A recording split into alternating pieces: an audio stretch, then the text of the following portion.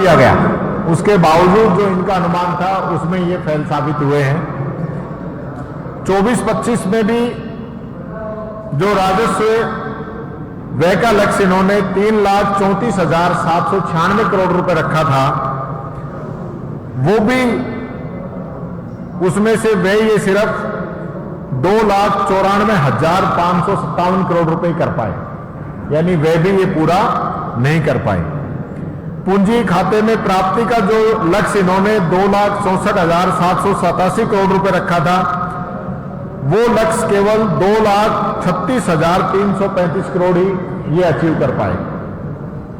2024-25 राजस्व घाटा में 25,758 करोड़ रुपए का लक्ष्य रखा गया था, जो कि 32,000 करोड़ रुपए पहुंच गया, यानी कि घाटा भी जो है इनका जो टारगेट था उससे ज्यादा घाटा इस बजट के अंदर इनको हुआ है। राजकोषीय घाटा भी जो इन्होंने आज की तारीख में जो 70,000 करोड़ के पार पहुंच चुका है, और 25-26 में जो इनका बजट है उसके एस्टीमेट के हिसाब से ये बढ़कर 84,643 करोड़ रुपए पहुंच जाएगा। ये राजस्थान सरकार का जो कर्ज है वो लगातार जो है बढ़ता जा रहा है, और आने वाले दिनों में सरकार का कर्जा 7.25 लाख करोड़ रुपए हो जाएगा, यानी कि हर एक राजस्थानी पे लगभग 1 लाख का कर्जा राजस्थान सरकार की तरफ से डाल दिया जाएगा। इतना कर्जा हर राजस्थानी के ऊपर होगा। मैं बजट के लिए आपसे बात करें कार्य योजना की, पिछली बार 10 संकल्प इन लोगों ने बताए थे। अब की बार उन 10 संकल्प का कहीं भी वित्त मंत्री महोदय ने जिक्र नहीं किया है। सबसे पहली बात, बजट की जो रिप्लाई थी लास्ट टाइम, इसमें मुख्यमंत्री जी ने कहा था कि हमने घोषणा पत्र की 50% जो है घोषणाएं पूरी कर दी हैं, और अब जो है वित्त मंत्री ने कहा है कि हमने 58% पूरी कर ली है, यानी कि पूरे एक बजट इनका निकल गया, सिर्फ 8% ही इनका घोषणा पत्र के अंदर बढ़ोतरी हुई है, और खुद के बजट में इन्होंने मान लिया कि हमने 73% ही हमारा बजट पूरा हुआ है। तो 73% ये खुद ही मान रहे हैं, तो 100% ये कब पूरा करेंगे ये तो ये खुद ही बता सकते हैं। दूसरा, इन्होंने वादा किया था कि हम राजस्थान में इकोनॉमिक रिवाइवल टास्क फोर्स बनाएंगे, तो फोर्स तो इन्होंने गठन कर लिया अक्टूबर 2024 में ही, लेकिन क्या मुख्यमंत्री जी ने उस दिन से आज तक इसकी कोई बैठक ली, या सिर्फ कागजों में बनाने के लिए इन्होंने ये टास्क फोर्स बनाई है? इन्होंने रिफाइनरी के लिए कहा कि हम 31 दिसंबर तक इसको पूरा करेंगे। मुख्यमंत्री जी ने दौरा भी किया। फिर इन्होंने कहा कि हम इसको अप्रैल 25 तक पूरा करेंगे। अब ये कह रहे हैं हम इसको अगस्त 25 तक पूरा करेंगे, इस बजट के अंदर कह रहे हैं। और इसका खर्चा भी जो है 40,000 करोड़ रुपए से बढ़कर 1 लाख करोड़ रुपए इसके अब जो बजट है वो पहुंच चुका है, जो कि राजस्थान के लोगों पर अनावश्यक जो है इसका भार देरी की वजह से बढ़ रहा है। ये बात मैं कहना चाहूंगा, क्योंकि जो 1 लाख करोड़ का जो खर्चा है उसमें राजस्थान का हिस्सा है, वो भी इसमें भारी पड़ रहा है। सरकार की स्थिति ये हो गई है कि पेंशन और सैलरी के पैसे इन लोगों के पास नहीं है, बड़ी बड़ी घोषणाएं करके लोगों को गुमराह करने की बात कर रहे हैं। 35 लाख करोड़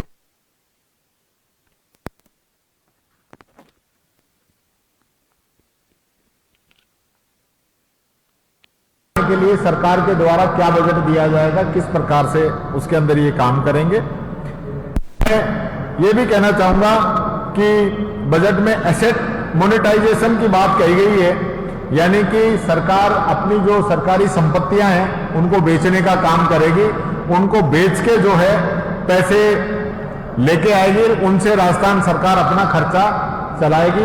यह हालत इस सरकार की हो चुकी है।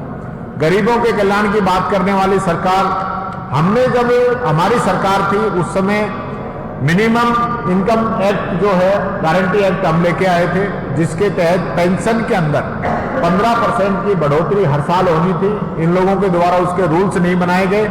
और जो पेंशन पिछली बार 1150 की, अब की बार वो पेंशन 1300 रुपए होनी चाहिए थी इस साल, लेकिन 1300 रुपए उसको न करके 1250 रुपए ही पेंशन की गई है, जो कि बुजुर्ग, छोटे किसान, दिव्यांगजन, विधवा बहनें, एकल नारी, उनके साथ बहुत बड़ा इन लोगों के द्वारा धोखा किया गया है। इन्होंने पिछली बार ये घोषणा की थी घोषणा पत्र के अंदर कि बीजेपी का शासन आते ही पहली साल के अंदर हम शिक्षा विभाग के सारे रिक्त पदों को भरेंगे। वो इनने आज तक उसको नहीं भरा गया है, ये इनकी सच्चाई है।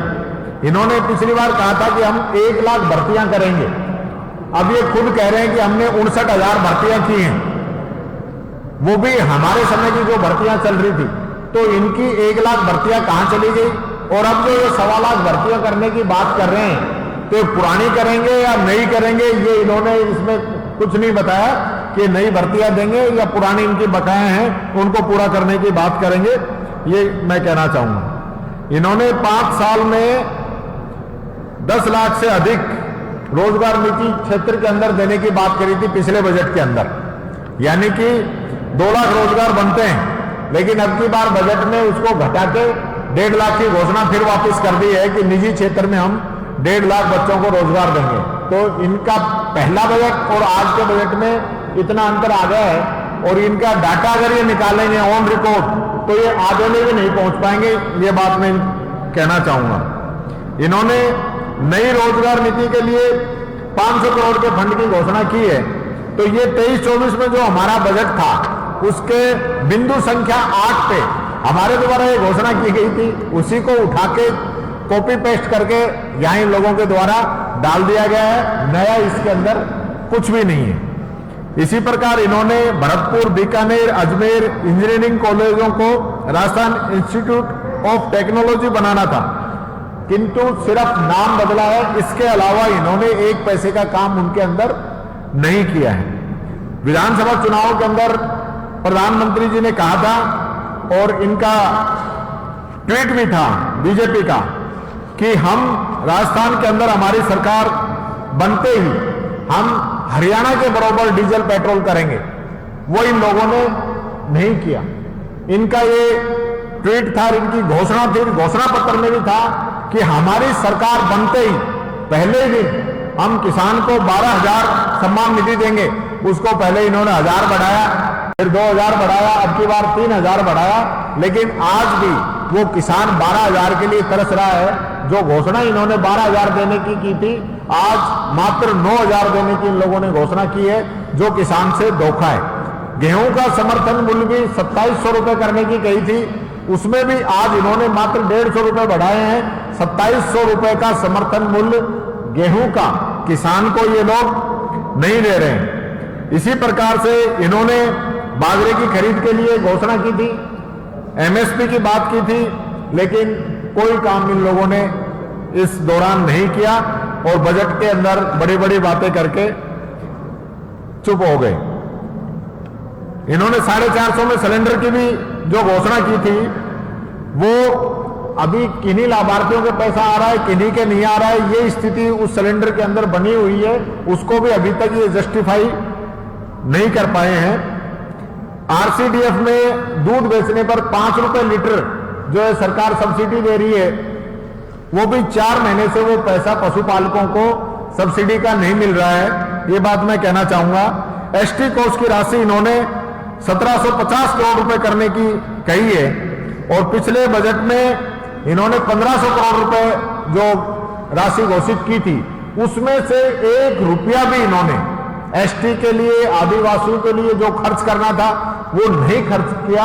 एक बहुत बड़े दुर्भाग्य की बात है कि एससी एसटी के लिए बड़े बड़े दावे, बड़ी बड़ी घोषणाएं सरकार करती है, लेकिन धरातल पे उसका कोई लेना देना इस सरकार के द्वारा नहीं है। इन्होंने पिछले बजट में 2173 करोड़ रुपए के 4 फ्लाईओवर जयपुर के अंदर, 3 एलिवेटेड, 3 आरओबी, 1 अंडरपास की घोषणा की थी, पर 160 करोड़ रुपए जारी किए हैं, और 2 प्रोजेक्ट के टेंडर हुए हैं, बाकी सब पेंडिंग है।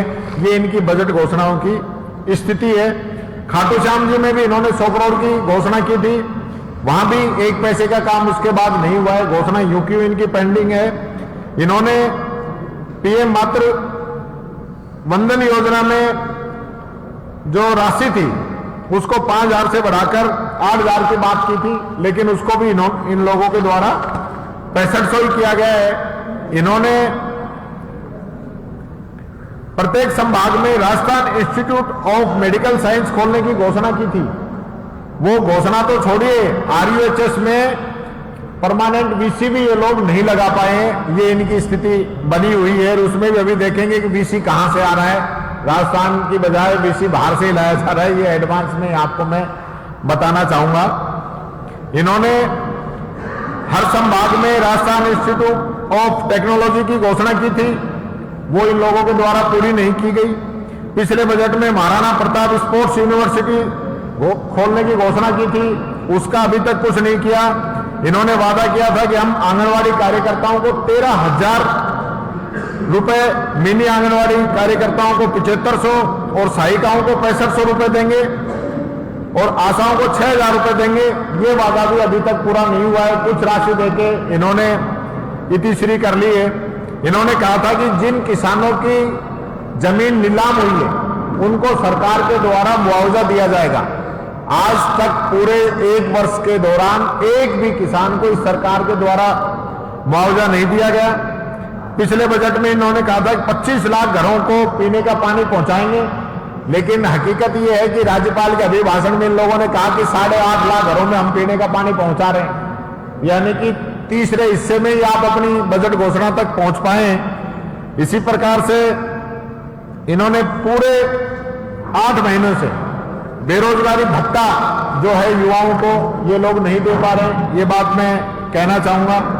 ठेकेदारों को पेमेंट नहीं हो रही है, ठेकेदार हल्ला कर रहे हैं, कई बार धरना प्रदर्शन कर चुके हैं पीडब्ल्यूडी के अंदर, उनकी स्थिति खराब है।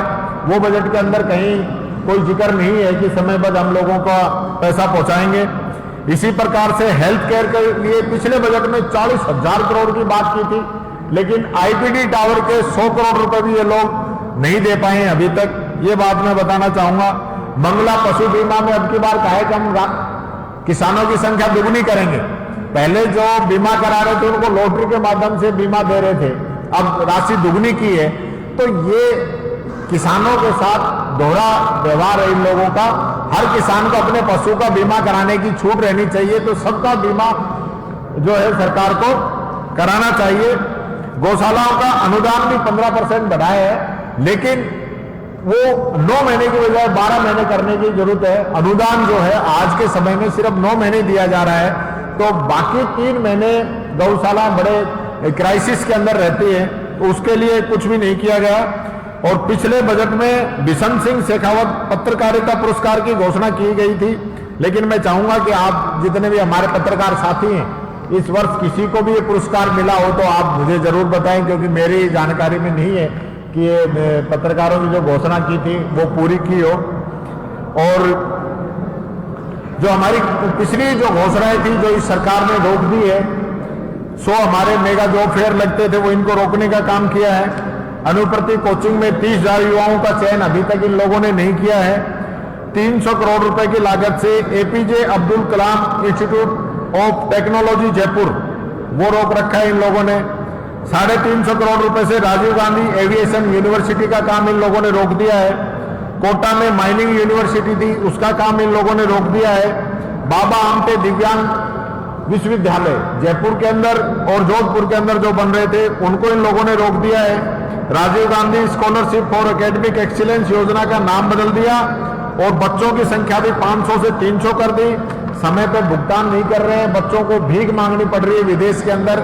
ऐसी स्थिति इस सरकार के द्वारा उन लोगों की कर दी गई है। नेट सेलेक्ट के अंदर भी जो विद्यार्थियों को फेलोशिप मिलनी थी वो 3 साल तक 20,000 रुपए स्कॉलरशिप राज्य सरकार से देने की योजना है, वो भी नहीं दे रहे हैं। कालीबाई भील और देवनारायण योजना में 30,000 स्कूटी की हमारी घोषणा थी।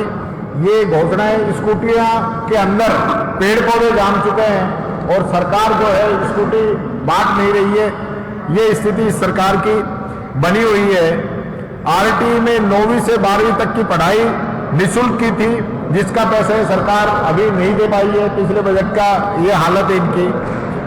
राजस्थान राजीव गांधी ग्रामीण और शहरी ओलंपिक गेम जो हमने कराए थे, विशेष रूप से युवाओं के लिए, ग्रामीणों के लिए बहुत बड़ा काम था, वो काम भी लोगों के द्वारा बंद कर दिया गया है। तो इस प्रकार से मेरे पास काफी इस सरकार की जो स्थिति है वो मैं आपको बता चुका हूं, और भी काफी हैं। आप चाहेंगे तो मैं उन सारी चीजों को भी बताने के लिए तैयार हूं। बाकी ये जो बजट जिस प्रकार से लोक लुभावन बनाकर राजस्थान की जनता से एक प्रकार से विश्वास को खत्म करने वाला इन लोगों ने पेश किया है। लोग उम्मीद लगाते हैं लेकिन उसके बाद धरातल पे कुछ आता नहीं। ऐसा लोक लुभावन बजट इन लोगों के द्वारा पेश किया गया है, और विशेष रूप से युवाओं के साथ लगातार